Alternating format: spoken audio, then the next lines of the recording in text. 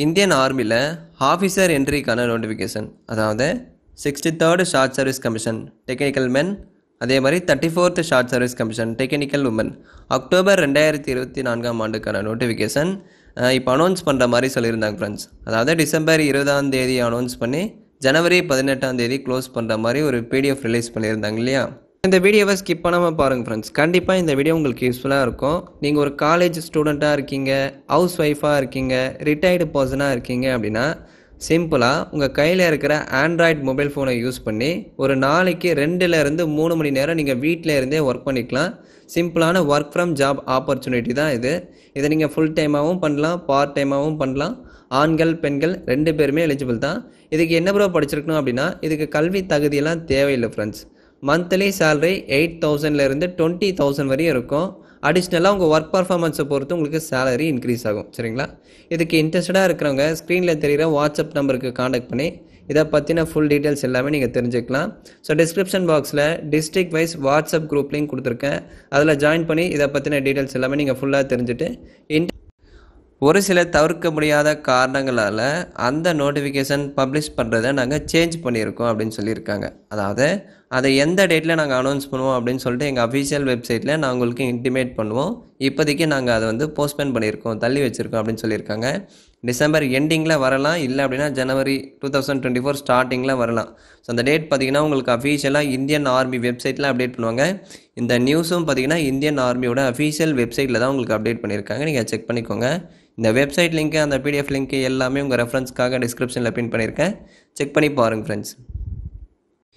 இந்த நோட்டிஃபிகேஷன் பார்த்திங்கன்னா இந்த வருஷம் போன ஜூன் மாதம் வந்து அனௌன்ஸ் பண்ணாங்க. அதாவது ஏப்ரல் 2024ஆம் ஆண்டுக்கான நோட்டிஃபிகேஷன் இந்த போன ஜூன் மாதம் வந்து உங்களுக்கு இதே மாதிரி ஒரு நோட்டிஃபிகேஷன் வந்து வெளியிட்டாங்க. ஜூன் மாதம் வெளியிட்டாங்க, ஜூலை மாதம் வந்து அப்ளிகேஷன் க்ளோஸ் பண்ணிட்டாங்க.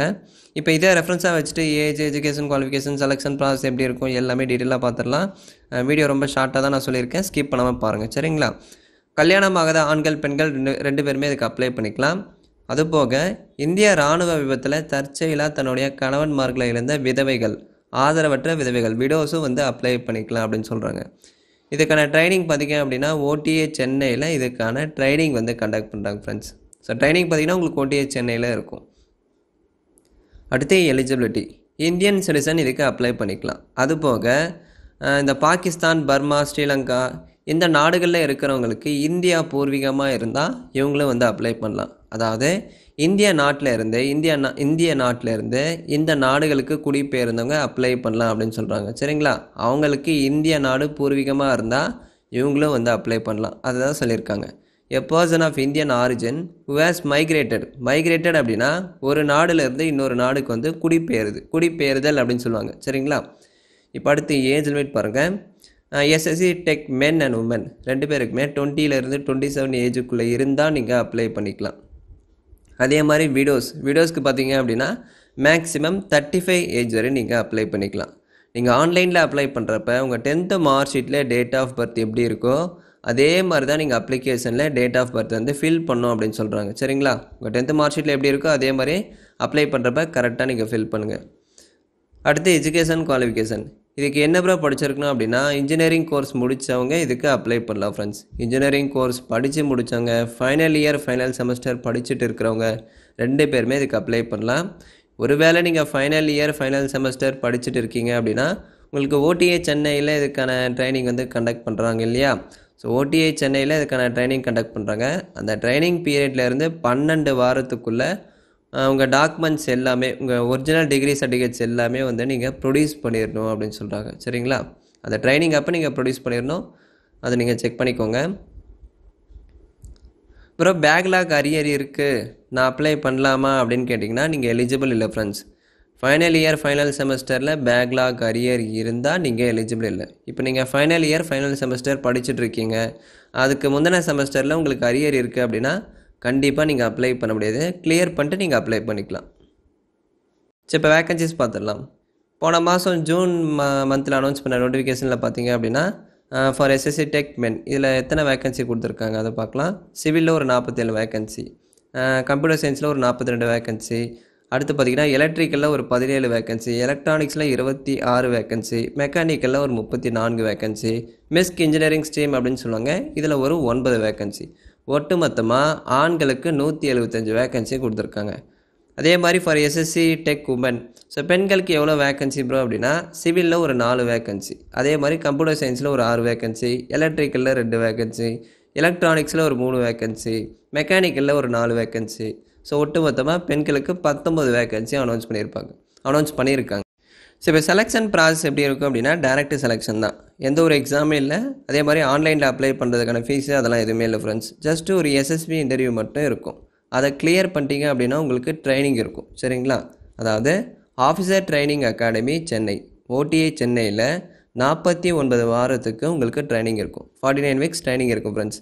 அந்த ட்ரைனிங்கை சக்ஸஸ்ஃபுல்லாக கம்ப்ளீட் பண்ணிட்டீங்க அப்படின்னா டிஃபென்ஸ் மேனேஜ்மெண்ட்டில் போஸ்ட் கிராஜுவேஷன் டிப்ளமோ முடித்ததுக்கான சர்டிஃபிகேட் தருவாங்க, சரிங்களா?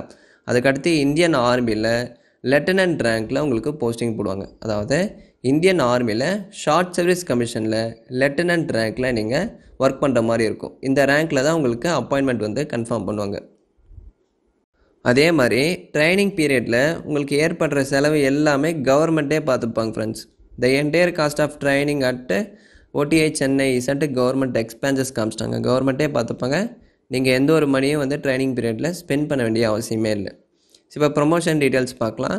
ஸோ இந்த ரேங்க்கில் தான் உங்களுக்கு போஸ்டிங் போட போகிறாங்க. ஷார்ட் சர்வீஸ் கமிஷனில் இந்தியன் ஆர்மியில் லெஃப்டினன்ட் ரேங்க்கில் நீங்கள் ஒர்க் பண்ணுற மாதிரி இருக்கும். ஸ்டார்டிங் சேலரி பாருங்கள் 56,000 இருக்கும். 1 lakh வரைக்கும் நீங்கள் ஏர்ன் பண்ணலாம். பேசிக்கே வந்து 56,100 காமிச்சிருக்காங்க. பேசிக் சேலரி அது போக நிறைய அலவன்ஸ் இருக்குது ஃப்ரெண்ட்ஸ்.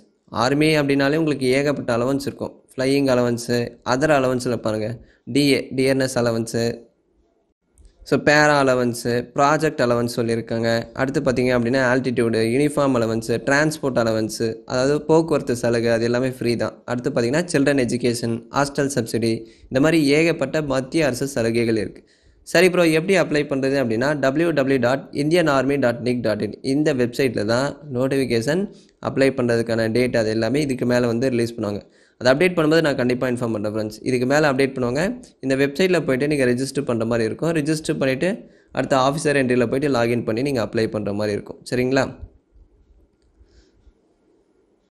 ஸோ நான் ஆல்ரெடி சொன்ன மாதிரி செலெக்ஷன் ப்ராசஸ் பார்த்தீங்க அப்படின்னா ஷார்ட் லிஸ்டிங் ஆஃப் அப்ளிகேஷன், அதாவது உங்கள் இன்ஜினியரிங் டிசிப்ளைனில் நீங்கள் எவ்வளோ பர்சன்டேஜ் எடுத்திருக்கீங்க அந்த கட் ஆஃப் மார்க்கை பேஸ் பண்ணி உங்கள் அப்ளிகேஷனை வந்து ஷார்ட் லிஸ்ட் பண்ண போகிறாங்க. ஸோ அடுத்து பார்த்தீங்க அப்படின்னா உங்களுக்கு எஸ்எஸ்பி இன்டர்வியூ இருக்கும் ஃப்ரெண்ட்ஸ்.